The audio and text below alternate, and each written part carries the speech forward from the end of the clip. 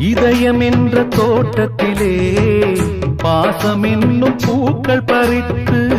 பூஜை செய்யும் வேளையிலே பறி கொடுப்பேனோ நான் துள்ளி ஓடும் புள்ளிமானை தள்ளி வைப்பேனோ